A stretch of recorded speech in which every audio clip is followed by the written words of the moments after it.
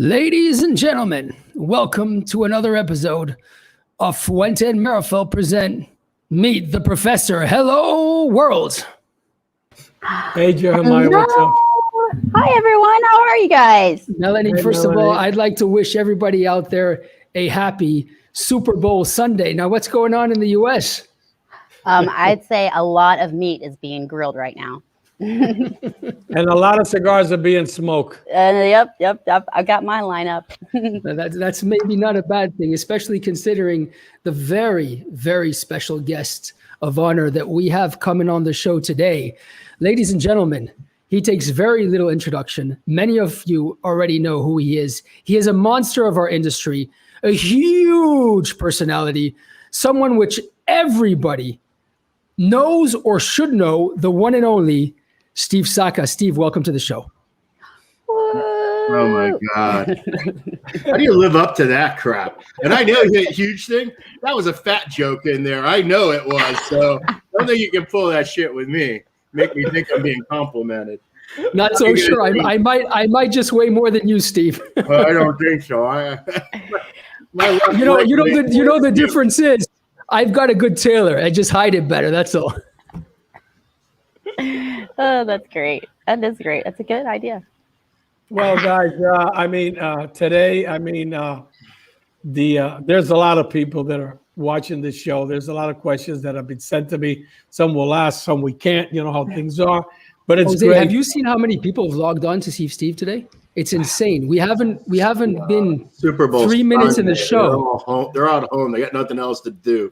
Puppy Bowl. It's Super Bowl Sunday. Like the Puppy Bowl's in 50 minutes? I guarantee you, if we're on for 50 minutes, you lost your whole audience. They're all going to go watch the Puppy Bowl. I'm gonna watch the Puppy Bowl. I got it over here ready. So, But anyway, listen, it's great to have Steve. Steve and I have known each other for many, many years. We were close when I was at Hoya. He was at Drew Estate. I think one of the most knowledgeable, talented, respected, sometimes even a little bit controversial. But, it is what it is. And anyway, let's start. So, Steve, it's an honor, pleasure for us to have you here at the show. Why I'm controversial, though, Jose? Huh? Do you know why I'm controversial? Well, Why do you think I'm controversial? Let's just get it. Why do you think I'm controversial? Put him in the hot seat. Yeah. I'll put it to you this way. I think you're controversial sometimes for a lot of people because you tell the truth, no BS with you, and you're a straight shooter. That's the way I've known. That's the Steve Saka that I know. And I'm going to play it a little bit different, and I'm going to make your show really interesting here. I think it's a little bit of a fact that, look, I'm not part of the in crowd. I'm not Latino. I'm not second, third, fourth generation, as in the case of the Fuentes. And let me say this, the Fuentes have always been very welcoming to me, so they're not an example of someone that's pushed me away. But I mean, I don't fit the mold of what people expect. You know what I mean? So I think that alone, that ends up making you a little bit of an outsider. I've always been an outsider. Let me say this, 30 years from now, I will still be an outsider. There's no way around it. It's just the way our industry works.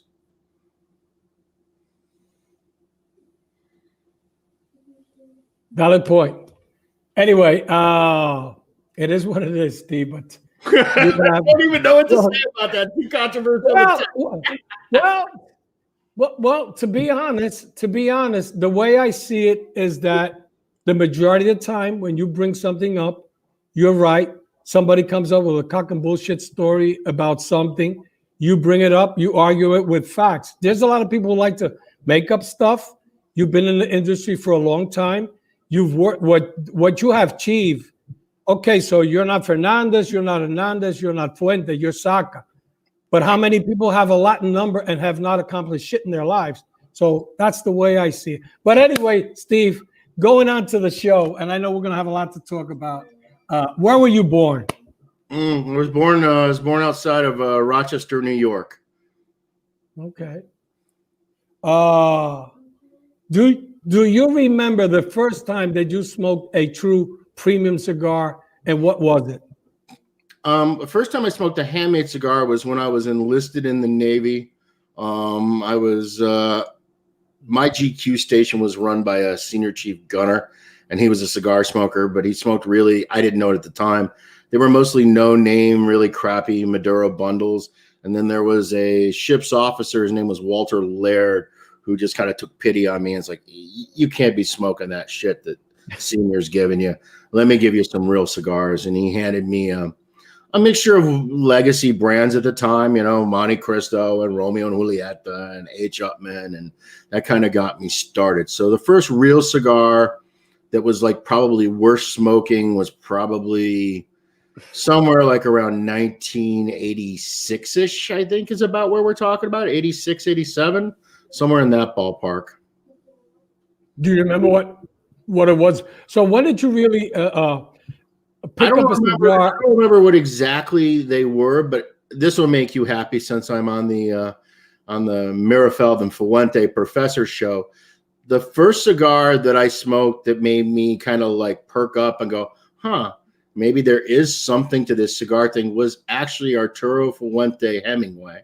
And it was actually the first whole box of cigars I ever bought was a box of Hemingway, Cameroon wrap, you know, the 6-inch Perfecto. I believe I have the name right on the Hemingway. You know, came in that kind of 898 style box, if I remember correctly. Maybe I'm a little fuzzy on that. Maybe that was a 25 count box, 13 and 12, but I don't know why. I keep thinking it was more like an 898 box. But that was the very first actual real box of cigars I bought intact. And I even remember where I bought them. I bought them at Lone Star Tobacco when they used to be located up on FM 1960 north of Houston. Ben Henderson.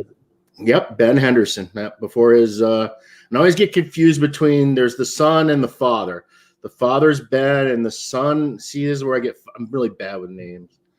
Yeah, I can't remember the name right now. That's one of the shops I know Ben, 22 years. Yeah, I mean, they're in a totally different location now. They're good people, but that was the first place. That was the first box. That was the first cigar I had that made me go, oh, wow, you know, there's something to this whole cigar thing.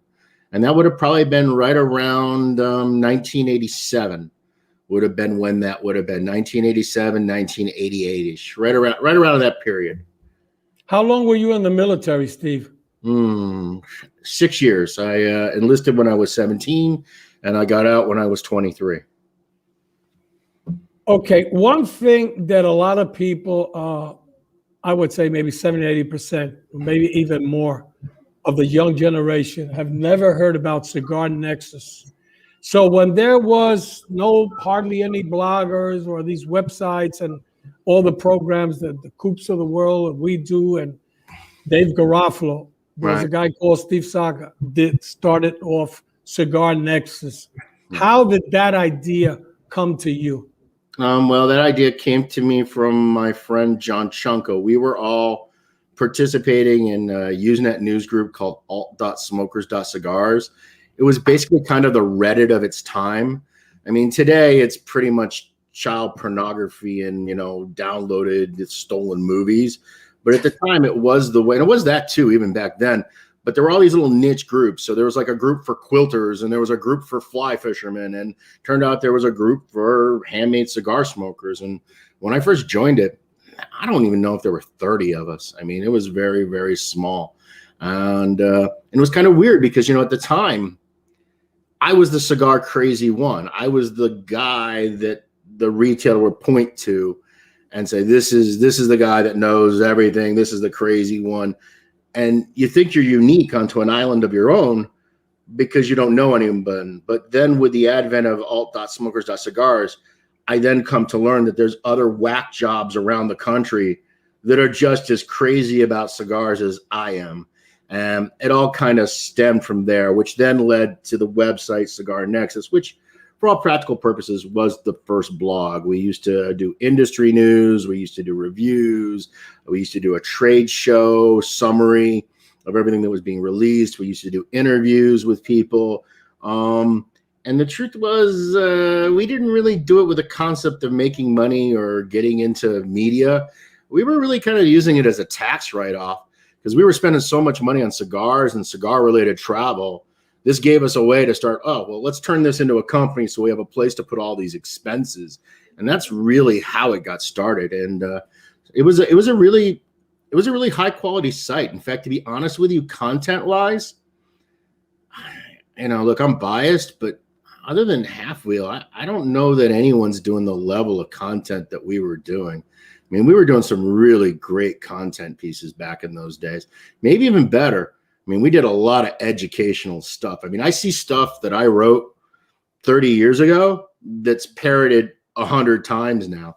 It is really kind of nice to see, things that I wrote 25 plus years ago now being on somebody else's website and somebody else's, and not just bloggers' websites, but also retailers' websites. I see all sorts of stuff all over the place that I wrote so long ago appear in a million different places. It's kind of an honor.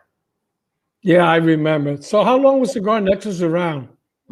Cigar Nexus was legitimately around about 3 good years.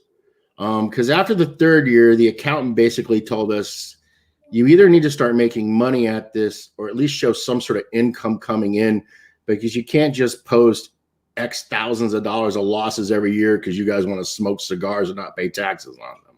So it was kind of a push come to shove moment where you either have to make this into a business or you just have to stop doing this, because eventually you're going to be audited. And when you get audited, you're going to end up owing a bunch of money. So we made the only logical decision possible. And that was, well, we're just going to stop doing it, because we didn't really have an interest to be in the cigar media blog business. Without a doubt, we have to, when we're talking with Steve Saka, we have to mention Lou Rothman.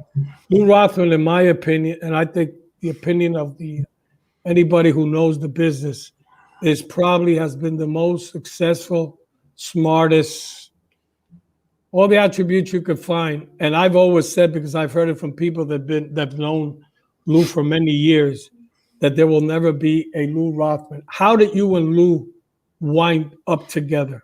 So Lou, he liked the website. He liked Cigar Nexus. He liked what I wrote. He liked the fact that it wasn't the same old shtick that everybody was writing. And because I had no commercial axe to grind, the only bias there was just my own inherent personal bias. But there wasn't any sort of commercial bias. It wasn't, because we weren't soliciting for advertisers. We had one advertiser that was a fake advertiser that never really paid for his ad. We weren't trying to sell a brand. We weren't trying to sell cigars. We didn't have a retailer tie-in. I mean, it really was nothing more than a little kind of passion project gone awry. And so we got to write a lot of stuff that, never gets written. And he really liked that. And at one point he contacted me about, hey, I'd like you to consider writing a book about cigars and tobacco. And I'm like, why would you want me to write a book about cigars and tobacco? And he goes, well, because you talk to everybody and you're really good at taking all that information and kind of distilling it down and presenting it in a way to consumers that they can understand it and it makes sense. And you also tend to cut out the chaff and just talk about the wheat. I'm like, okay, sure.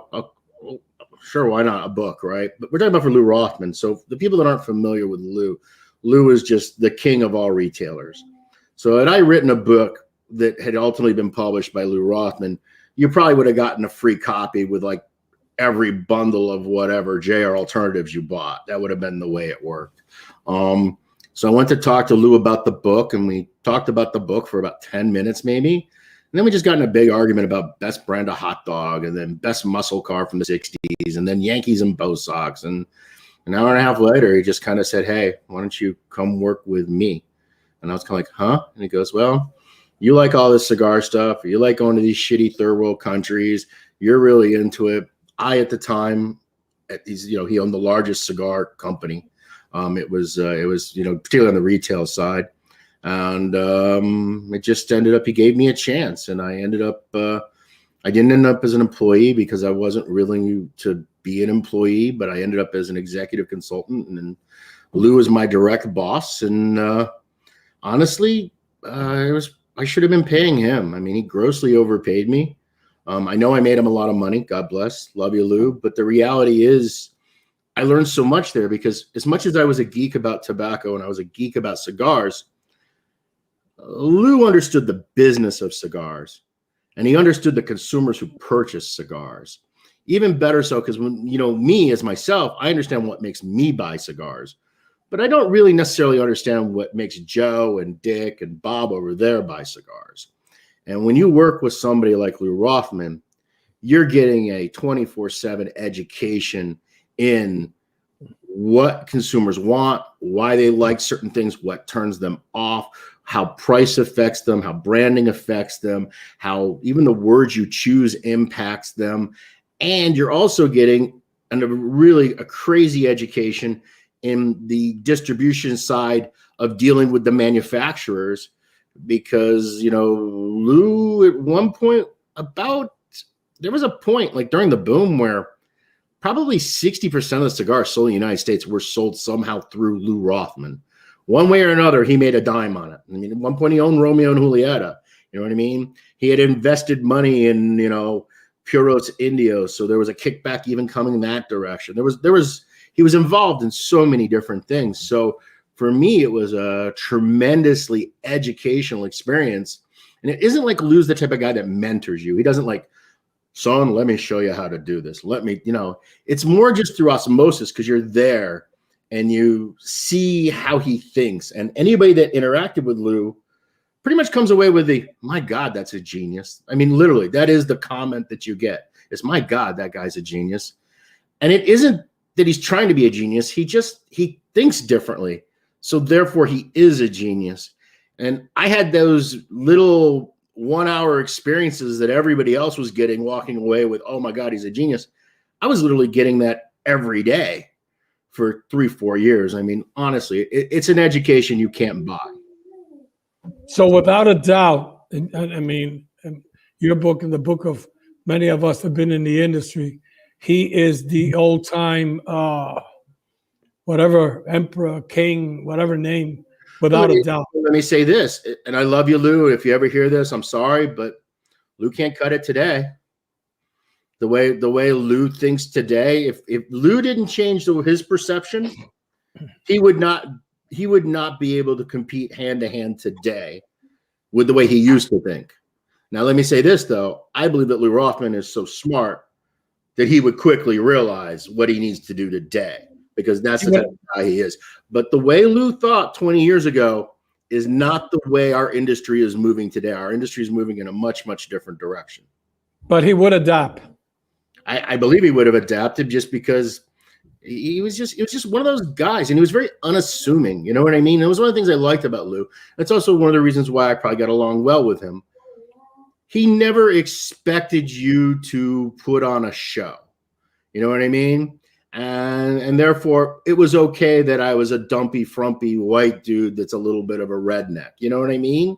So, because Lou was a guy that basically wore T-shirts, you know, cheap sneakers and jeans, right? I mean, there would be times I'd go, even in his own store, I'd walk behind the counter and Lou would be with me, and the clerk would go, "Oh, sorry, sir, you're not allowed behind the counter." And they were talking to the guy that owned the entire thing, because he just doesn't look like the type of guy that owns a company that's doing $500 million of sales a year in tobacco products. You know what I mean? He doesn't come off that way in any way whatsoever. Indeed. That is a good point. Okay, guys, why I have your attention real quick, I just want to slip in here and let you, or remind you that we are going to do a Nail the Professor in a few minutes. So be sure to get your questions in there so that I can present them to the professor. And hopefully we're going to send out a couple of bobbleheads today. I want to see it happen. What's a Nail the Professor, Melanie? How's that work? Explain that to me. This is where so Jose has, you know, all the knowledge of cigars, tobacco. Mainly we ask questions about tobacco, regarding tobacco, and we try to stump Jose, the professor. So could I throw a question in? Am I allowed to? Please, please, please, please, please. I would love to see you nail the professor. That would make me very happy. I give him an easy one, though. I don't want to be really esoteric, because that's good. No, that's going to be that's going to be today's treat, actually, Steve, when you nail Jose today. Because he can punish me too. That's the one thing about our business that I don't think people realize. There is nobody that has absolute knowledge of anything. Right. It really is a combination. I mean, everything I know is by the grace of others. It's by learning, by listening to others. And then, yeah, some of it is by taking what they told me and then trying it myself and, figuring out, oh, well, that didn't work so well for me, but this did work well for me. But there's not like there's one compendium that you can go to that everybody has all the right answers on everything. It's just physically impossible. This is very true, although this is Jose Blanco. And as though he may not be able to remember everything at once, this is the game. Well, listen, let me tell you something. Like I've said on many shows, I know 20 people that know more about tobacco than me and cigars and everything in farming. The problem is that whatever I know, I'm willing to share with it. So anybody can nail me. But Steve, let me continue with this. I would like to ask you a question. A tobacco that you dislike and would never use? I don't know that there's anything that I totally dislike, but there are certain tobaccos I won't use. One of them is courtesy of our friend Mr. Meerapfel here. I doubt ever that I would end up making a Cameroon wrap cigar, and it's not because of the quality of Cameroon. It's just the way it flows. I mean, they have some very long-term serious customers like Fuente and others that, they've been supporting the Meerapfels for decades. And as a result, they are first in the line for the better tobaccos, as they should be. And what ends up meaning is when you get to the end of the year and you start looking at the crop, I'm kind of left over with what's available out there. And some years there's plenty of stuff. A lot of years there's some good stuff, but it's also pequeño that I can't really make a lot of use out of it. And most years than others, there really isn't the type of quality that I'm looking for. So for me, I doubt I'll ever go down the Cameroon trail, because I don't think I would be able to secure the necessary leaf to make the quality cigars that I like on a consistent basis. So a lot of times there are certain ingredients that, while I might like them, I also have to make the intelligent decision to choose not to use them, because I know that I can't do it sustainably. And that would be the case with Cameroon wrapper. I don't believe currently I could do it sustainably. Now, if you ended up doing a project with a factory that has that relationship, then that's a different story. Then maybe you have the potential to do something like that. Other than that, I'm not a really big fan of Arapiraca. I know a lot of people like it, but Arapiraca is primarily a cigarette crop. It's a dark tobacco. It is a negro. It is a cigar air cured tobacco, but it's primarily grown as a heavy cigarette crop is how it's grown. And then what you're doing is you're then creaming out the best of it to then be utilized as wrapper. But I've never really been a fan of the flavor of Arapiraca. It's a bit of a problem. The other Brazilian counterparts, I really don't want to go down the Matafina train, because the Matafina train is also very messy supply side wise. There's years where there's plenty of Matafina and it looks great. There's other years where there's no Matafina and everything that's out there is crap. And I just don't want to touch it. Now, I happen to love the taste, unlike the Arapiraca that I don't like the flavor of. I like the flavor of the Matafina, but I still have those same supply related challenges. And I think that it's very easy to make 500, 1,000, 2,000, even 10,000 great cigars in a bubble. The challenge is, how do you make something that's great and is sustainable that you can do on a continuous basis? And also understanding that, look, even when you're doing it on a continuous basis, you're never going to get the exact same materials all the time. You're always going to be you're always going to be in a position where you're going to need to adjust those ligas to make them deliver the smoking experience the consumer desires. How can you tweak those? Are they tweakable? There's certain materials that are just kind of irreplaceable that, if I don't have this particular seed from this particular farm, from this particular dude, I'm just kind of screwed because I don't have anything that tastes like it.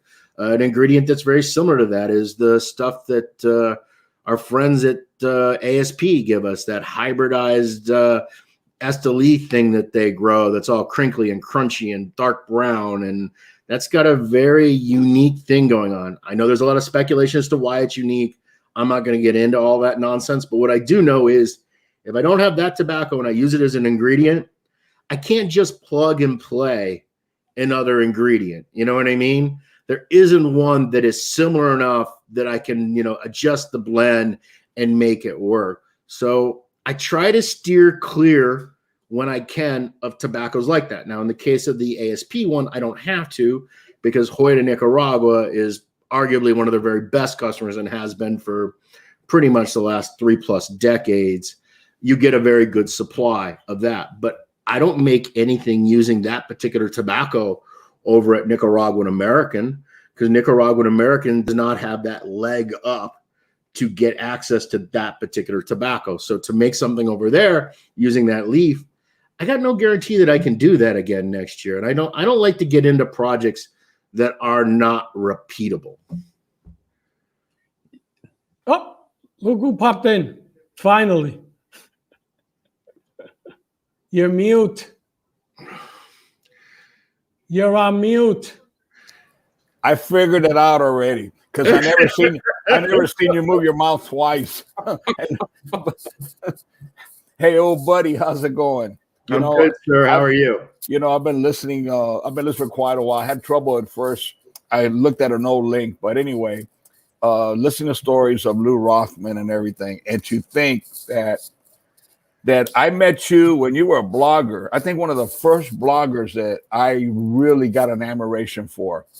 You were getting this whole group together, Boondangle, whatever it was called. Boondangle, yes. I don't, and I see this gentleman, his name keeps popping up. I mean, I don't think people were aware what the internet was back then, but I was so passionate with cigars and wanted to learn. And we, in those days, really didn't have access to consumers' way of thinking. And I really started following you and everything, starting to get to know you. And the admiration was so big that I want to tell you, I will never forgive you for where you led me, Mr. Saka, Steve, my brother. My oldest cigars, Fuente Sex, many of the prototypes and things like that. I want to do something so special for your group that those cigars were given out at one of your Boondangle hearse. If I had those cigars today, I don't, but that's how far that, I mean, I remembered everything and listening to the days. I mean, someone that started as a passionate cigar lover. I look back because you know what, it's fascinating to go back and remember. And I feel that one of our big blessings is to be able to remember and know people and to see how you started out as just someone who was passionate with cigars, listening to you speak about different leaves, different tobaccos, different origins. Man, you're a tobacco man. You're a tobacco man. Listening to you. Carlito, it isn't that. What it is that up until the media, until Cigar Aficionado, right? Nobody really gave a fuck about you guys. And I'm sorry if I'm not allowed to swear on the program. I'm bad. Go on, Jeremiah. But I mean, nobody really cared. I mean, back in those days, consumers used to ask this. They used to ask, is it big? Is it small? Is it light? Is it dark? Is it mild or is it strong? Those three questions, they literally covered like 98% of what the consumer would ask about a cigar when he went into his shop. They had no clue as to what was really going on. And I think that and I was just so eager once I started to dig in. The more I talked to people, the more I learned. I mean, I was learning about barrel fermentation from these little chinchillas, and they weren't doing it because it was cool. They were doing it because they couldn't afford enough money to buy a Palone. So the only way they could ferment tobacco was to do it in this ad hoc barrel fermentation way, because they could generate the pressure they needed in the barrel with so little weight of tobacco. And the thing was, everybody was eager to share with you because nobody ever asked them anything about what they did. They put their life's work and their life's blood and all of this. I mean, I spent almost 3 weeks with Estela Padron. That's Jose Orlando Padron's brother, worked at Cofradía. And I mean, I must have driven that man insane because I peppered him with questions for 3 straight weeks. But the truth was, he was just excited that anyone actually cared. because nobody cared. It was just kind of like, we make cigars because the big retailers in the United States send us orders. We send them up. They do whatever they do with them. There was a total disconnect between the grower and the maker and the seller and the consumer. And now, because of the way the internet has worked, is you now have consumers now actually speaking with farmers. Okay. I mean, that is so crazy. What a different world we live in. It is. And I was just one of the first guys to really get into it. So I think, but I don't think I was alone. I think there's always been this group of consumers, but they never had a way to do it. They never had a way to connect. And the other thing too is today's consumers, they're more like I was then. They care about the product. They care about who made it. They care about why it was made.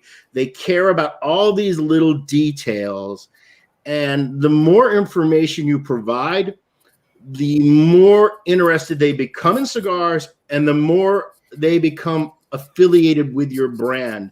And you caught on to that early, Carlito, because you started that whole cigar family thing, which again, was a little bit after me, but was also way, way ahead of the curve.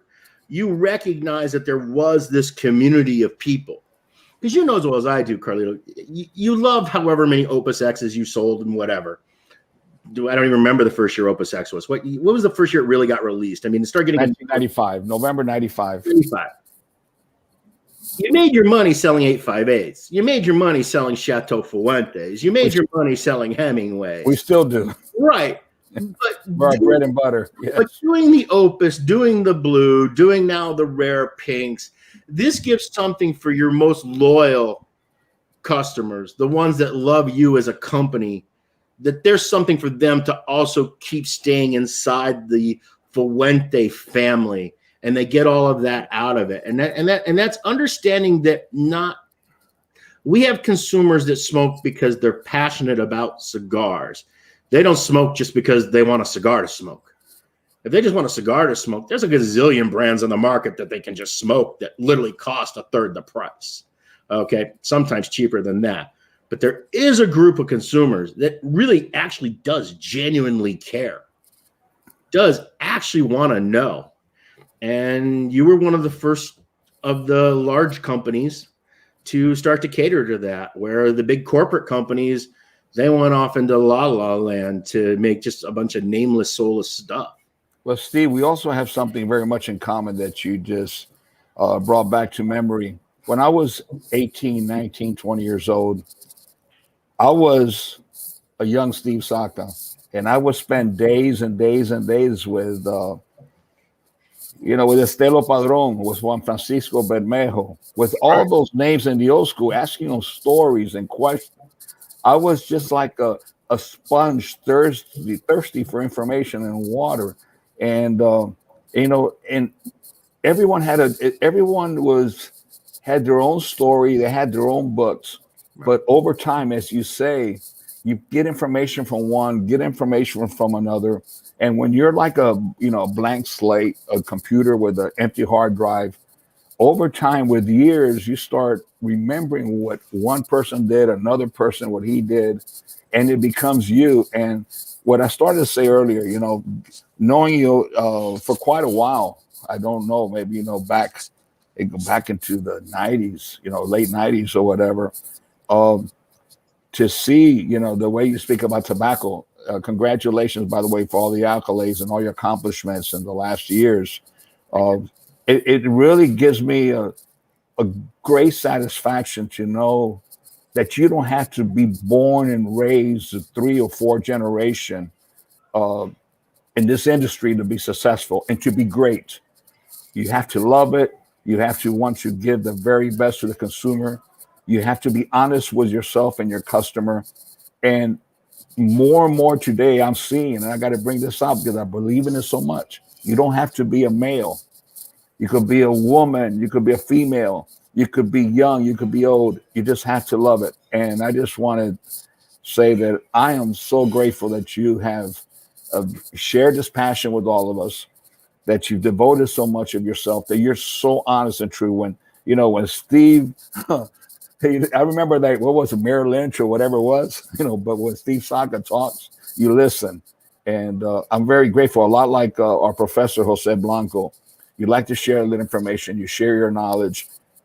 Being around Lou Rothman, to me, Lou Rothman, people talk about legends and they speak about Mount Everett or Rushmore. I'm sorry. It's the old Cuban in me. We're not that bright all the time. But you speak about Rushmore. If anybody's had an impact in the industry and had an influence on every single one of us who's been around long enough, it's Mr. Lou Rothman. And it's just nice when you could speak to someone or listen to someone on the other side. They could bring back these memories and talk about greatness of these people and how they really build the roadway. They were the pioneers who built the path. Who left us, gave us an opportunity to be able to do the things we're doing today. The Frank Yanezas of just all of the old school. So we talk about that a lot on this program. I think that's what it's about. It's not about promoting any one product, but it's about paying respect to those who left us so much and gave us an opportunity. And I just want to say I'm just so fortunate to have known you and to remember you and to see where you've gotten. It's so nice. It's so rewarding to see that it exists still and it will continue to exist. I have no doubt for many new people in our industry, because I've said many, many, many times, we need young blood. It's that young blood. It's that spark that you get when you're fresh and you're young and you're not burned out and worn out, that you need that to keep this industry where it belongs, keep it alive. So for that, I take my hat off to you.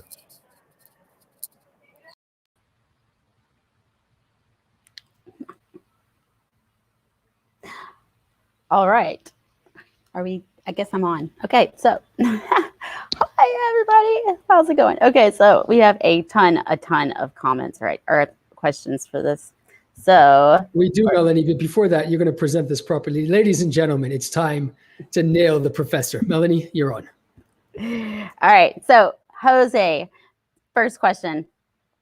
When is the DT&T cigar with Meerapfel Cameroon wrapper coming out? What's the question? It says, when is the DT&T? I love this. Everybody's going to get provocative on this show. All right, Steve, let's give him a show. I don't even know what the question is. They're asking, when am I going to make a cigar in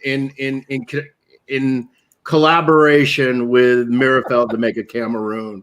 And I I think he nailed you if you didn't even get the joke. That's pretty good. Yeah. Okay. To be honest, I was not hearing anything, to be honest. Professor's already nailed, right? He doesn't understand the question. Yeah. What's the next one? All right. Gotta explain. Jose, Next question. Let's see what we can do here. All right. What's the origin of the word stogie? I don't know that. Oh, come on. To be honest, I wish that the questions would be really about tobacco. People ask me, what year was this? What was the first? Come on.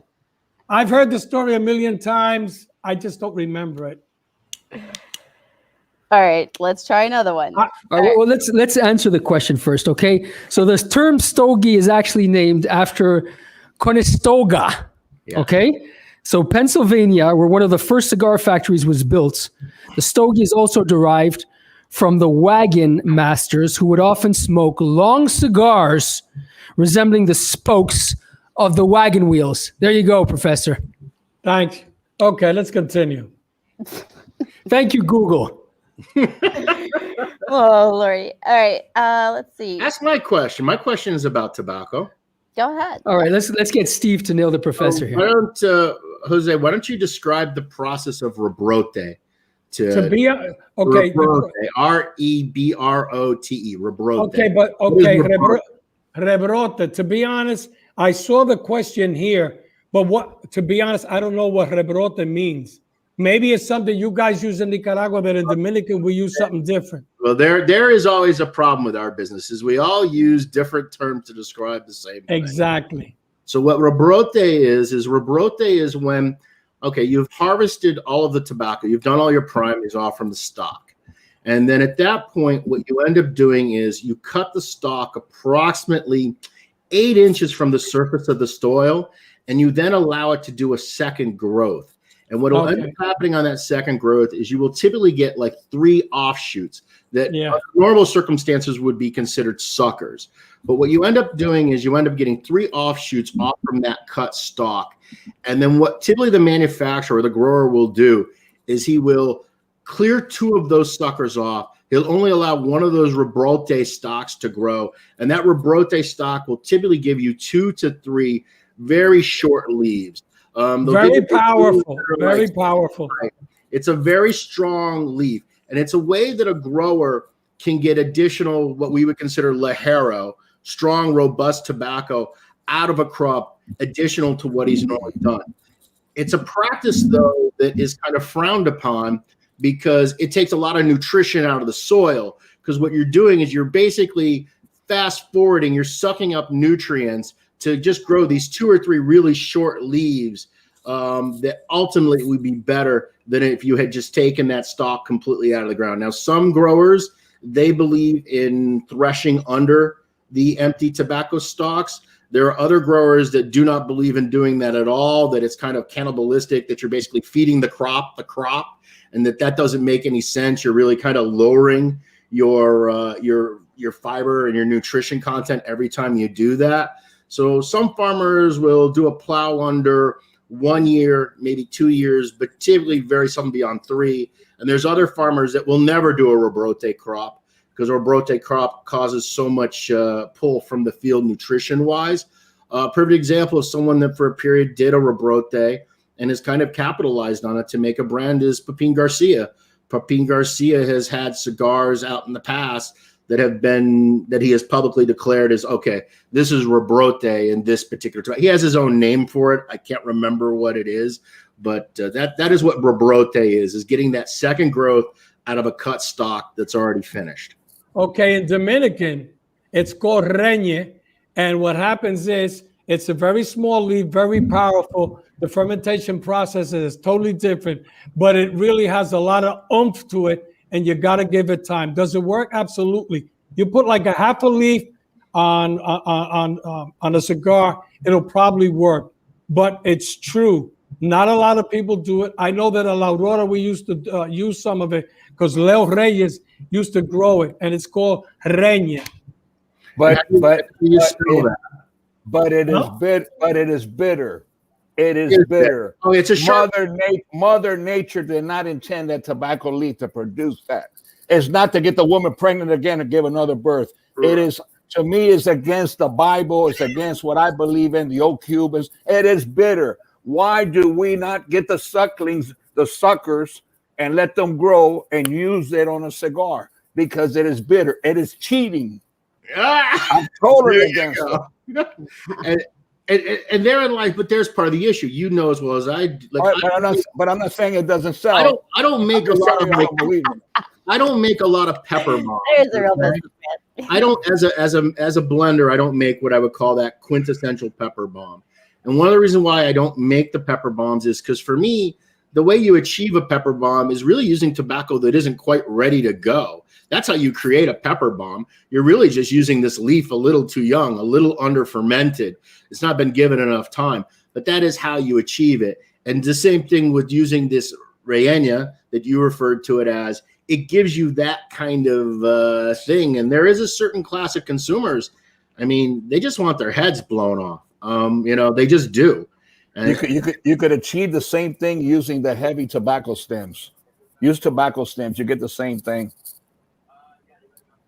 But then you're going to have somebody pulling his tobacco stems out of the head of their cigar. Yeah. And look, a way that I was taught, I don't want to name his name because it's not fair, but one manufacturer taught me how to steep my fillers using the tobacco tea that you make with the stems. And then you mojado those tobaccos using that steeped tobacco tea from the stems. And that Bethune. increase, right? It's not really a Bethune or a Patoon because you're not actually adding anything artificial. It's just the stems that you stripped off, either when you were doing Desperillo for the wrapper, or when you were just doing the frog stripping for the fillers, and you're making that tobacco tea with water, and you're then just taking that slurry and you're just spritzing the tobacco down with it. But you're not adding anything that isn't actually tobacco or water to the scenario. No, I need to add like a little story. I know people like to hear Cynthia and I speak about stories. I have a cousin today who's in his late 70s. And, you know, in the old days in Ybor City, it was the cousins, the uncle, the aunts. Everybody worked in the factory. And in the cellar is where we used to case the tobacco. And we used to use the barrels, of course, the sherry barrels to case the tobacco. My grandfather, Carlito Fuente, used to put stems in there. It had to be soaked in stems. And my cousin, who was a teenager, who was trying to save some money to take his girlfriend to go to the movies on the weekend, he told me later on in life, "Cuz your grandfather, I could not, if it didn't stink, if it wasn't rotten, if it wasn't fermenting in there, he wouldn't let me clean the water." He said the tobacco was not as good. I had to have that smell from those stems soaking in there. And I do remember as a little boy walking in, and when they used to cover it with plastic in the evenings, in the morning, we took the plastic off, they had to clean off the foam off the top. So that's not done anymore. But, you know, you're right. That's amazing. And what I'll say to you, though, Carlito, is it is still done. There are manufacturers that still make that tobacco tea, and they still spritz. Look, this is the thing that you learn. The more you talk to people, everybody has their own little tips and techniques. We all know what it is to steam broadleaf, but every place has a different way they employ the caldera. Different temperatures, different durations, different weight. Everybody has their own little tips and techniques, and they all swear they're the best because that's what we do. We all swear that what we do is the best. But what you do is over time, you start to see, that's one of the advantages I had working for Lou Rothman, was because Lou was such a big customer, it let me have access to so many different factories, and it let these people talk to me and really tell me things that had I been a manufacturer, they never would have ever shared with me. And it's very educational because, look, I first learned how to bulk broadleaf from Frank Inesa. He was the king of it as far as I was concerned. But I have to tell you, the techniques that Frank taught me, I tried them when I was at Drew Estate, and we weren't successful with them. And we ended up having to take what Frank told me and modify it and figure out our own way to do it in the end that was a little bit different, that gave us the results that we were looking for. But we were trying to create broadleaf to put on Liga Privada number 9, a $15 cigar. Frank was trying to make broadleaf to put on a $3 punch in Hoya de Monterrey, back in the late 80s. It's entirely two worlds apart about what you want. You know, I know a lot of people, they buy tobacco from Universal and Lancaster, they're broadleaf. Great company. Can't say no word about them in any way whatsoever. I like to do the first fermentation different than the way they do it in Connecticut. So I choose to do it differently. Okay. But many people buy that tobacco and they use it very successfully doing the second fermentation the way they want the second fermentation done. So there's just so many little tiny things. And the problem that we have in our business is the people that are actually doing the work, they're never going to be the people that are going to write the books. You know what I mean? So there's never going to be a recorded history of this. And that is where, when you're somebody like Carlito and you grow up in a tobacco family and a family that's cigar makers, you're getting the benefit of that education by osmosis. Because people always ask me, well, what should I read? And I'm like, I don't know what to tell them to read, because there's nothing that is complete. There's little nuggets here and little things there, but in between all the truth, there's so much nonsense. So true. You know, that's just so wrong on so many levels. But once something gets said wrong and it gets repeated and it gets rewritten and over again, you then tell somebody the truth, and then they just feel as though you're lying or you don't know what you're talking about, and that becomes a problem. So you don't end up wanting to, you don't want to swim upstream sometimes against just the common thought. So it's a real challenge sometimes to even give people the truthful information. very enlightening, all this. I mean, I don't think we're gonna have. I think we're gonna eventually. Steve is gonna have to come back for part 2 because we've hardly covered anything. But okay, Steve, Let me tell you, Jose, I think you found your replacement, man. I've never seen somebody talk more than Jose, the professor, and I think we just found somebody. This is good. And I work much cheaper, by the way. Yeah. Steve, we're gonna be talking after the show here. Let me, Steve. I mean, You might not want to use Cameroon, but we could use you for other stuff. Not that I don't want to. I just know what my limitations are. I'll send you a few leads. We'll have some fun. listen, Steve. So all of a sudden, you stop working with Lou, and this is how do you wind up? I know part of the story. How do you wind up with Marvin, with Jonathan? I mean, at Drew Estate. I mean, how did that? So John was a customer of ours at JR Cigar. He made arguably some of the worst cigars ever made. They were Mayorga coffee infused, and they were a tin cigar that literally nails had a better draw than any of these cigars. We had literally hundreds of thousands of just unsmokable handmade 4x32s. They were just dreadful. And so I was the guy in the middle of trying to sort that out. And the other thing too was, the thing that impressed me about Jonathan, as crazy as he is that he wasn't just selling a dog and pony. He actually did move to Nicaragua. He really did start a factory, even though he really knew nothing about starting a factory. You know what I mean? He did a lot of things wrong for a lot of years, but he kept doing them wrong and figuring out how to make them right. And he never, ever did it in a way to take away from anyone else. And ultimately, he found his niche with the whole infused segment, to be polite, in the acid. And it was a unique product. And that was good. So when he approached me about coming to work with Drew after I left, because when JR got bought out by Altadis, I didn't want to stay. So I ended up leaving them, but I was in a restricted covenant, a non-compete. About a year into that, he asked me if I wanted to come to Drew, and I told him I wasn't interested.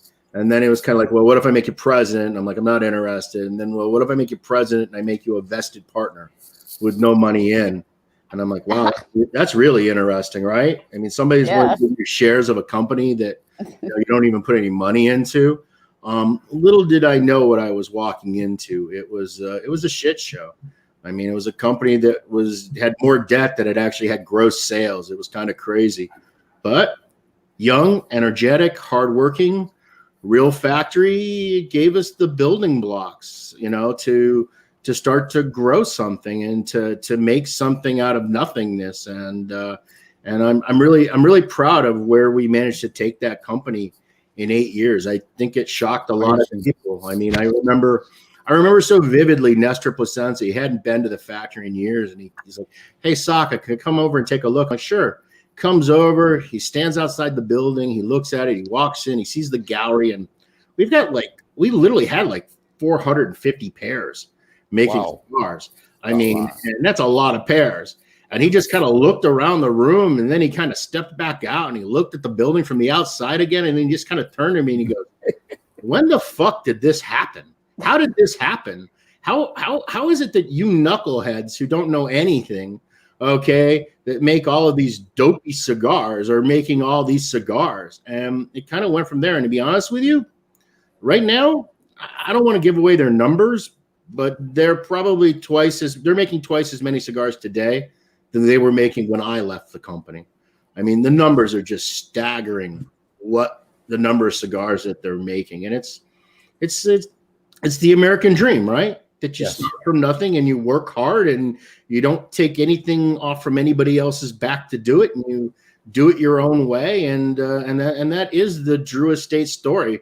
Yeah, I mean, is it a little crazy? Is it a little rough? Is it a little, hey, I don't know? Yeah, but at the same time, the success is undeniable, what they've managed to achieve. And they did it in a way that, look, today Liga Privada takes some numbers, takes away from Padron, takes away from Fuente, takes away from all the big players. But I mean, it didn't start off that way at all. I mean, they didn't start off gunning for anybody. They just started off just, hey, how can we make more cigars? How can we sell more cigars? What can we do that's different than anybody else is doing? And try to make your own way in the world. And they're a perfect example that it's possible. But I can tell you, up until even 2012, when we were really successful, we were on the verge of bankruptcy. I mean, I think that's the thing that most consumers don't realize is just how difficult a business the handmade cigar business is, just how truly blue collar our business is. It's a business for people that are willing to get dirty and are willing to work crazy hours. And I know the consumer sees Carlito, he's got the hat, he's got the watch, he tells a story, he's so eloquent, boom, boom, boom. But that isn't enough. What's behind the scenes that makes it all happen is just good, honest, hard work. And these families, they go through turmoil for decades to get to where they are. I mean, when I started cigar smoking, Fuente was a brand you bought because you couldn't afford an H. Upman. You couldn't afford to smoke a Monta Cruz. You know what I mean? That's what Fuente was. It was primarily a bundle manufacturer. Padron used to make cigars that cost 2 cents less than their competitor, making cigars down the street from them in their little fumas. These are things that they've spent decades of time and effort to build and progress upon. There's no overnight successes in our business. Everybody that is successful in our business, they clawed and they earned their way to being successful. There's no easy ride. Yeah, you see people shoot up and get hot, but you know what? Oftentimes those people go away almost as quickly as they get hot. And that's the part that I don't think most consumers really can appreciate. But the people that have been around for a while, they know how brutal it is.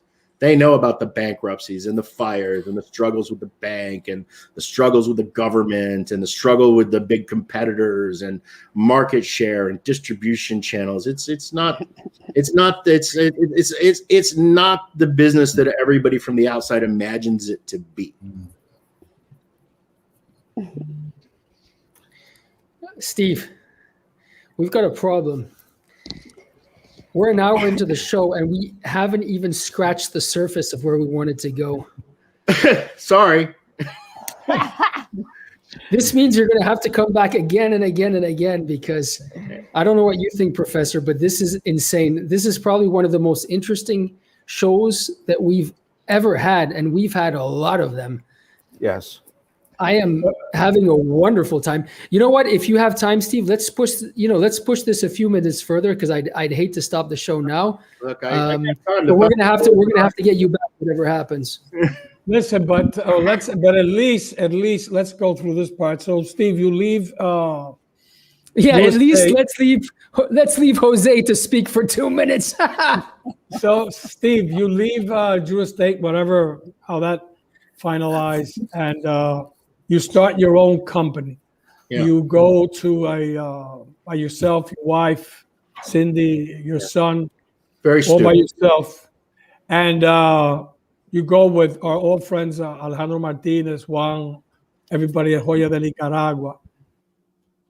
Without a doubt, all your cigars, Sobremesa, Mi Querida, Todos los Días. Personally, I think Sin Compromiso is the best cigar of all the cigars you made. That's my taste. I think it's the best cigar you made. Did you ever imagine? I mean, we all think when we're gonna do something, it was funny. We talked about it yesterday, that everybody's gonna think they're gonna knock it out of the park. But did you envision, like, if you look at 5 years, it's 5 years now, right? Correct? Am I correct? Yeah. Okay. From your initial plans with Sobremesa, going to all these things, the unicorn, how much did you have to adjust and change on the way to getting all the success that without a doubt you have achieved? So how much adjustment? So let me say this. I actually haven't adjusted anything. Everything that I have done, there have been a few little opportunities that have popped up along the way, But for the most part, I'm right on track with where I thought I would be. Again, because I'm so jaded, I had no delusions of grandeur. I knew that I was going to be very lucky if I could get the company to break even in the first 5 years. My goal was to not make it a money pit and just, have to constantly pour money into it. I made an initial cash investment, and we've operated off that cash investment from day one, and we have lived within those means. Luckily, I made enough money in the previous gigs that allowed me to really not take a salary for these first 5 years. I do get a salary, but it's mostly so I can qualify for company health insurance. I always knew that this was going to be a 10-year project to get to sustainability. I never had any delusions otherwise. And the other thing too is, while you introduce me as everybody knows who I am, I'm also smart enough to know that's not true. 98% of the consumers have no idea who I am. They have no idea of my history. They have no idea about my brands. And on top of that, they just don't really care. You know what I mean?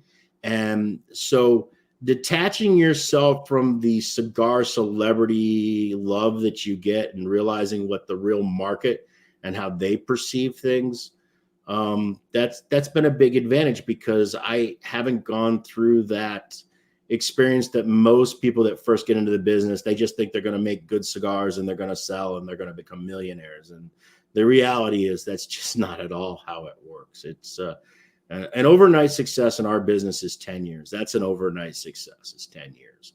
And I'm a long, long way from that. I got a long, long way to go. Look, it's good. I'm very happy, but at the same time, I'm not delusional. It could all, and that's the thing you worry about. You worry about, like right now, I seem a little hot. You don't really want to be hot. What you really want to be is you want to be sustainably growable.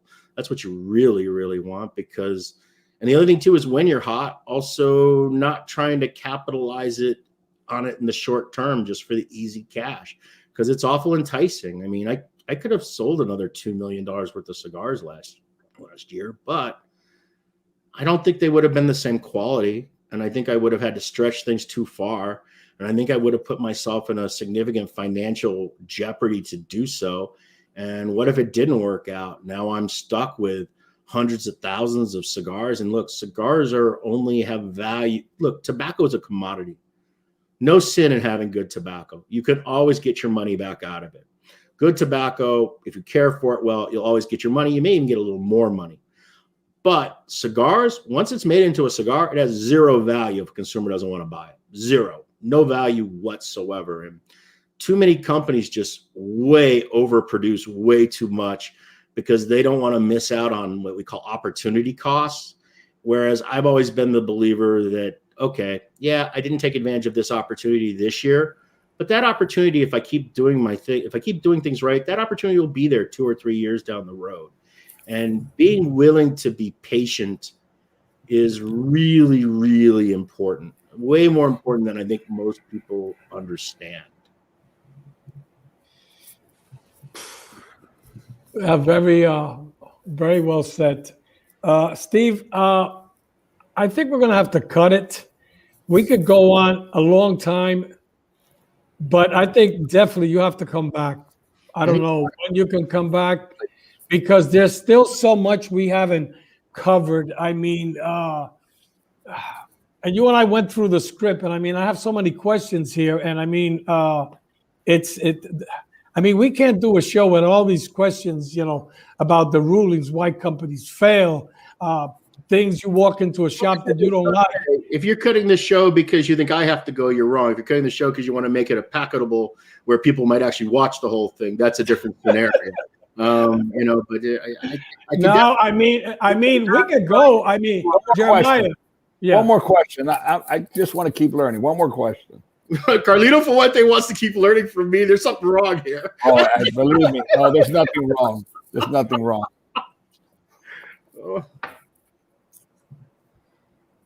Profe, go for it. One more question. Go for the big one. For me, Steve, anything you want to ask, but just ask a question. Okay, Steve, you visit a lot of shops. I want just this is something. What is something you go into a shop, and what is the thing that pisses you off the most at that shop, or what can piss you really off visiting a shop? It never ends. I mean, the things that irritate you about shops. I mean, come on. I mean, the lazy clerk who doesn't get off his ass, the retailer that's completely unaware of the industry and the products in which he sells drives me crazy. But probably the thing that bothers me more than anything is the retailers that complain about the fact that the internet is just taking all their business away. And the reason why that bothers me is twofold. One, we're not stuffing that genie back in the bottle. It's something that you as a retailer, you have to figure out how to compete with. You have to provide a better experience, a better service. And one of the ways that you could do that is by being more informed about the products you have on your shelf and why they're on your shelf. I feel as though too many retailers, they don't curate their products. They don't think intelligently about why they have something on their shelf and who is the customer for that and why that customer would want it and why they would recommend it. They just kind of take this ad hoc approach and they just throw a bunch of stuff up there and they poorly merchandise it. And they really don't pay attention to what's really selling, not selling. Most retail shops in America, I bet 30% of their SKUs are actual turning SKUs. And the other 70% that are in their humidor are almost dead weight. They're just there as window dressing for no reason whatsoever. And I don't understand why they carry that fiscal load. And I don't understand why they don't figure out if I'm a tobacconist, my job is to figure out what's best for my customers so that I can give them the best recommendations for what they personally like, regardless of brand. And so many of them don't make that effort. And just recently, I was in a store and I had a retailer complain to me about Cigars International, endlessly. And he kind of looked at me and goes, "You don't really care what I'm saying. You're not like even listening to me." And I said, "Look, Joe, I can't listen to you because I'm sitting here looking at an entire shelf of Diesel on your retail display." Well, Diesel, fine cigar, but it's a house brand for Cigars International. So while you're telling me these guys are eating your lunch, you're also showcasing and stocking their product on an eye-level shelf.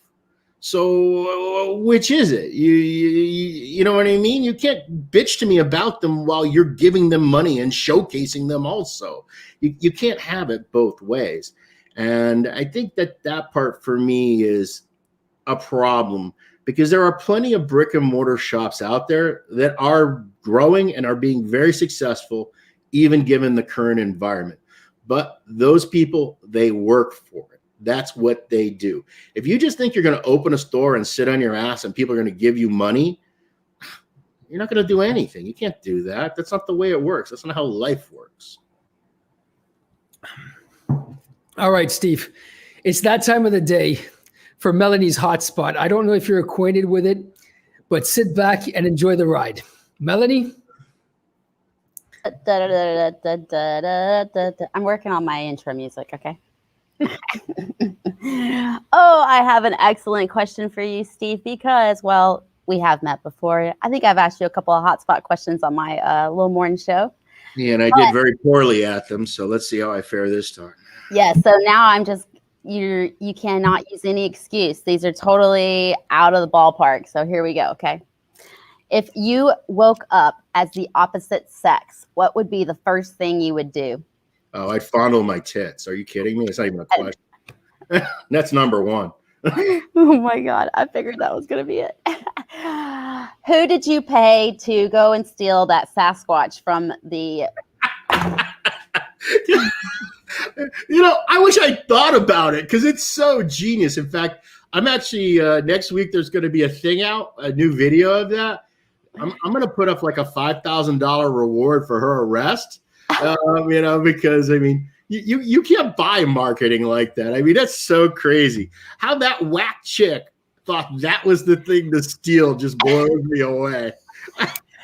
It's not even concealed. Like she couldn't even snuck that thing out. Are those everywhere? You can actually buy those things? No, we don't sell them. We put them in the accounts that carry a wide range of our product. There's not that many of them out there. There might be There might only be 75 or 100 of them out in the wild now. You know, I wish I could sell them, but they cost too damn much. I mean, you know, by the time I paid for the molds to make those things, I was already $24K into molds. You know what I mean? And then, you know, to get them shipped all the way from China, that's an $8,000 container. So it's like each one of those things is regretfully like $300+ in actual direct cost. So there's really no way to ever sell one. All right. Who do you think will win the Super Bowl today? I think Kansas City will win, but in my heart, I'd like to see old TV get his 7th. You know, as a New England Patriot fan, I have nothing but love in my heart for Tom Brady. He's given us an amazing 20 years. So I think it would be really cool to see him get another ring, and particularly given the style where he had to go on the road and beat Breeze in his house and then go on the road and beat Rodgers in his house.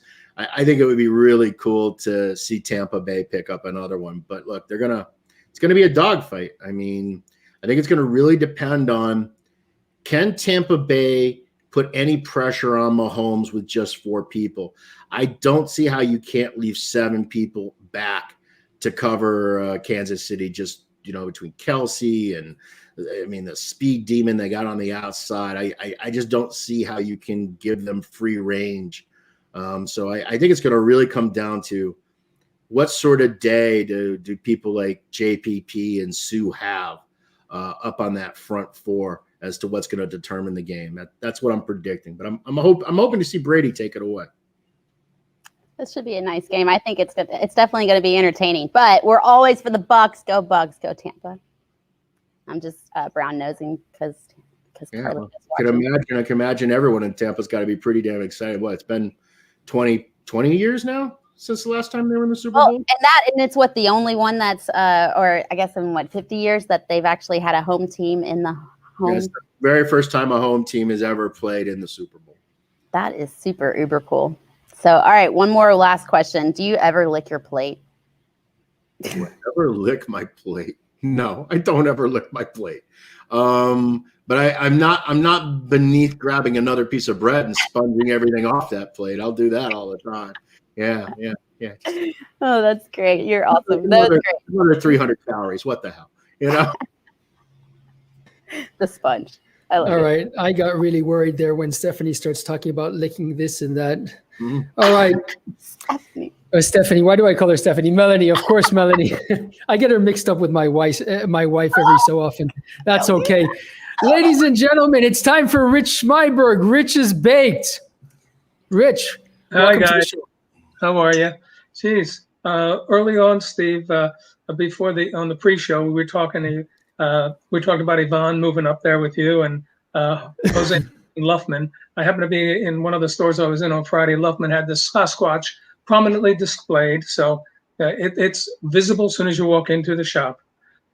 One thing you said early on, Steve, which kind of irritated me, was that you said you were an outsider. You're an outsider because you don't have a Hispanic name. You don't have great-grandfathers in the business. Steve, you are the ultimate insider because you have worked so hard to study the industry, to study the products. You are not one of those corporate pencil pushers and accountants that claim to be cigar people. You are the true thing. You are the next generation. You're it. Remembering some stuff back to Nexus, since I'm an old guy, I remember Nexus when Cuba would come out with their new box codes. And within hours, maybe the next day, you had the translation of every box code that they had, what factory, what date, everything. And the rumor back then was that you were on a hit list from the Castro people because you were getting those box codes so fast. That was always a rumor back in the old days. And you working with Lou, my favorite Lou quote was, you know the difference between a $5 cigar and a $10 cigar? $5. That was Lou's quote and that I liked so much. The story for today is about this young couple, been dating for a long time, finally decided tonight was the night. They got a hotel room, they check in, she goes into the bathroom to get her lingerie on, and he starts undressing. He takes off his shoes and socks, And she walks in, and his feet are the ugliest things you've ever seen in your life. Toes are gnarled and twisted and disgusting. She says, "What is that?" He says, "As a child, I had tuberculosis, and this is the result of that." She says, "Oh, I never heard of that," but he drops his trousers and looks down. His knees are as ugly and torn up as his toes. And she says, what happened there? He says, "Well, another disease I had as a child, I had pneumonia, and that's what had happened to my knees." She says, "Holy mackerel." And then he drops his shorts, and she looks at him and says, "You don't have to tell me. I can see. Small cocks." So that was today's story. Hope Carlito is blushing. And All right, this is getting worse and worse every week. what do you want from me? I can't tell clean jokes. I'm not allowed to tell clean jokes. I And you don't have the Latin name either, Rich. Listen, I'm gonna ask. Amazing. Thank you very much, Rich. I'm gonna ask Steve one last question. Steve, you saw, like we all seen, the ruling from the courts. Yeah. We've won a battle. We have not won the war. I've said that if we don't all stick together, some people get off their high horses, and some egos aside, there's no way that we're going to be able to deal with everything. I would like to hear your thoughts on that, on what you think as an industry we should all do. Well, okay, so this goes back to not being part of the inside group on this one. First off, I agree with you. That ruling, when I first heard it, I was very happy. But within 24 hours, I was actually more irritated than I was happy, because I was prepared to do all my substantial equivalency filings. And I had spent quite a bit of money and time preparing them. And really all that ruling did was kick the can down the road. And I think that was re-emphasized by the ruling that just came from Judge Mett's court, where he refuses to set aside the substantial equivalency requirement for premium handmade cigars. So this is not by any stretch a done issue. This is going to resurface. The question is, how long is it going to take, and how zealous is the current government going to be about pursuing it? I am of probably the common belief that we probably have bought ourselves another 3 years, but ultimately this is going to rear its ugly head again, and it's going to prove to be very problematic for a company like myself that had no products in the marketplace prior to 2007 that meet that grandfathered requirement. So depending on what ends up happening with the substantial equivalency pathway is going to determine whether companies like my own can exist. And of course, that makes it a big challenge, because it is such a not get rich quick business. You're putting a lot of time and a lot of effort and a lot of investment in something that ultimately cannot be sustainable if we were to ever have to comply with substantial equivalency the way that the cigarette guys are, or the mass market guys are. I am of the belief, though, if it's properly managed, we might go down the road of TPD2. And I know that's really inside baseball for a lot of people. What TPD2 was it's essentially the EU equivalent to our FDA regulations. And when the EU first announced them, it was pretty much the same, the sky is falling scenario. But ultimately, we've kind of gotten 10 years into the future on this.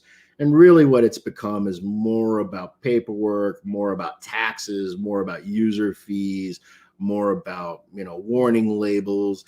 But ultimately, the business has been allowed to continue. I think we're going to eventually get there.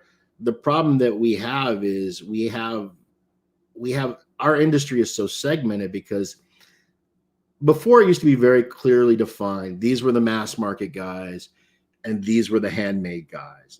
And the mass market guys used to use us, the handmade guys, when they were represented by the CAA, as kind of their beard, to kind of give them a little bit of political cover. Now that really doesn't work for them. So now we find ourselves not just pitted against the government, but we also find ourselves pitted against people that are in our own industry, because they happen to make mass market, they happen to make handmade, and in some cases, they also happen to make infused flavored in both the mass market and the handmade category. And that makes it really, really difficult scenario because, look, they have all the attorneys, they have all the money, they have the ability to do the lobbying effort. And that's one of the reasons why I know it's very of the moment to dump on CRA, which doesn't exist at the moment, PCA, and all of these organizations, but they really are critical ultimately to the survival of the artisan side of the industry. We really need them to be successful. And it's one of the reasons why you don't actually see me being one of the people that bashes them, even though, yeah, there are lots of things they do that I think are dumb and I wish they did differently. Absolutely. But in the grand scheme of things, they're essential in order for a company like my own to survive. And they're even essential to the consumer, but they don't realize it, that everything that's new and everything that's creative comes from primarily the family-owned companies. It's not coming from the big corporations. The big corporations would be just happy if you would just buy this same widget all the time at this price point. They don't care about pushing the envelope. They don't care about adding new smoking experiences. They don't care about adding new tobaccos. They don't even really actually even care about the consumer all that much. And that's why RN has to fight so hard. And that's why every time I see another company get bought, it's just kind of like one more nail in the coffin. And I understand why these companies get bought. I mean, if I'm the Fuente family, I mean, you got a lot of eggs in a basket. It's a lot of risk. You're supporting hundreds, if not thousands of people. You know what I mean? And here's a scenario where, oh, I can take all that risk away and I can make good for my children and their children's children and all of my best people. So I understand why they take the deal, but ultimately every single time one of those deals occur, it's just one more brick in that wall marching towards everything just being treated like a widget, everything being treated as an STN number, you know, and it just sucks. All of the things that make handmade cigars, what's so great about them, all the different techniques and all the new tobaccos and all the innovation, it all goes away.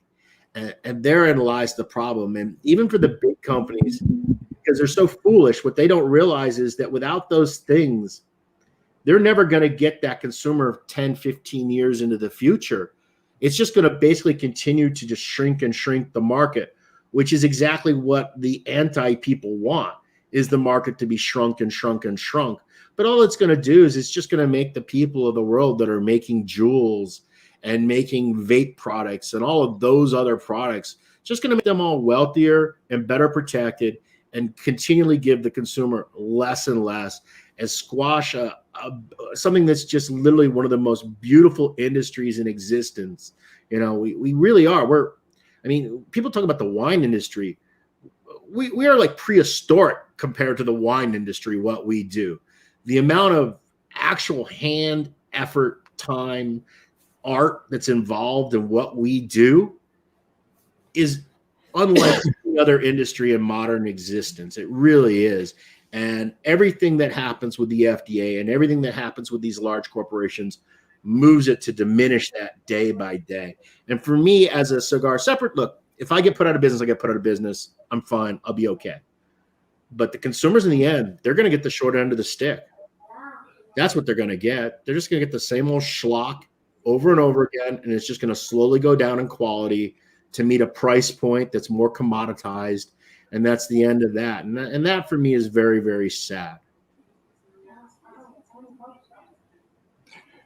Indeed, how would I say? True. It's a new ball game. Companies get out, still more companies are going to get out, and all the things and all the care about the tobacco and the handling of tobacco that made those companies so successful to get bought out. All of a sudden, 1 year, 2 years going down the road, none of that is implemented anymore. And the bottom line is dollars and cents and how much are we going to make. Right. Look, I've never been delusional. I always tell people this is a business. You know, I have to make a profit to do it. I do. It has to be sustainable. But it's not the same way as these companies look at things. These companies are looking at things on a quarter to quarter And very seldom are they looking at things beyond a year or 2 years at most. And the reason why is because these companies are now run by people that aren't cigar people and they're not tobacco people. What they are is they're C-suite executives. They are groomed to have these jobs because they went to Wharton, they went to Harvard, they have an MBA. They're in these gigs for 3 years. They either get fired or they get promoted or they go on to their next C-suite gig to become in charge of a digital publishing company or an alcohol company or a natural soap company. They don't give a care about the cigars. They don't care about the tobacco. All they care about is, what are the share prices worth? How does the financing work? It's such a different business. They're just in a totally different game.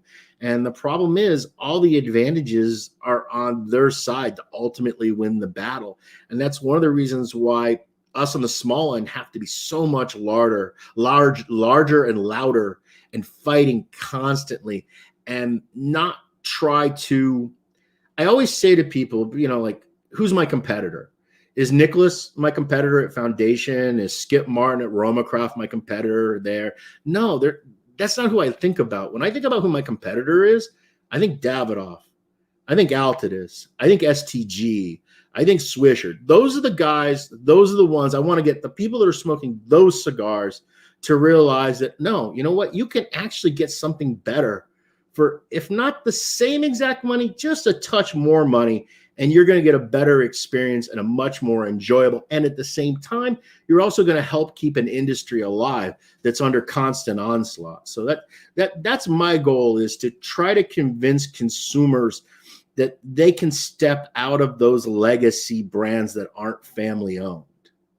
Absolutely. Absolutely. We love you, Steve Saka. We love it that you have such a voice and a loud voice, so we really appreciate you. And you guys, if you want to share this video because it is fabulous and we really appreciate all of you being here, you can go to our YouTube channel. You can subscribe, which we want you to do.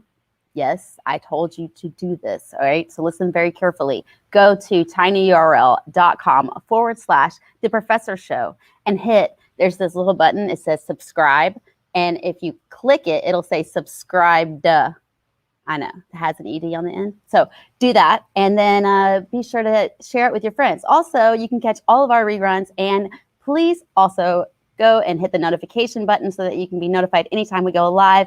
And you can also follow us on Facebook, which is facebook.com/The Professor Show. Hit that other bell. It looks like a bell. You hit that and you'll be able to decide what you want to see. Make sure that you hit everything because you don't want to miss anything. I promise. I promise.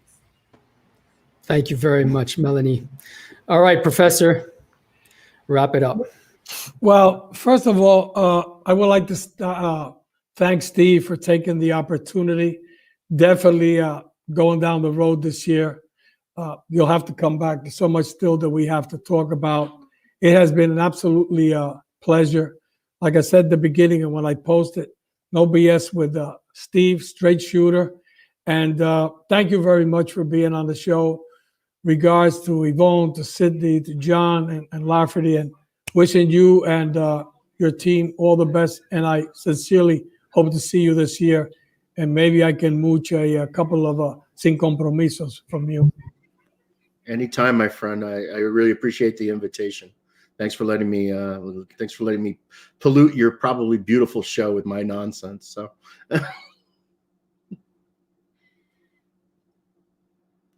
you're on mute again, my friend. Sorry about that. I just don't want anyone.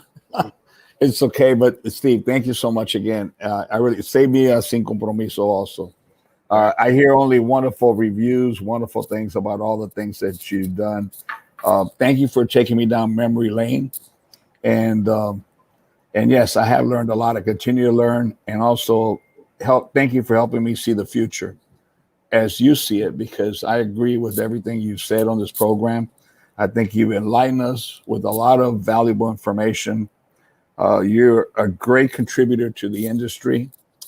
You say that a lot of people probably don't know who you are, but I think that's your humbleness and your way of thinking, because I don't think that there's anyone that's serious about enjoying a a true premium cigar made from the heart that doesn't know who Mr. Steve Saka is.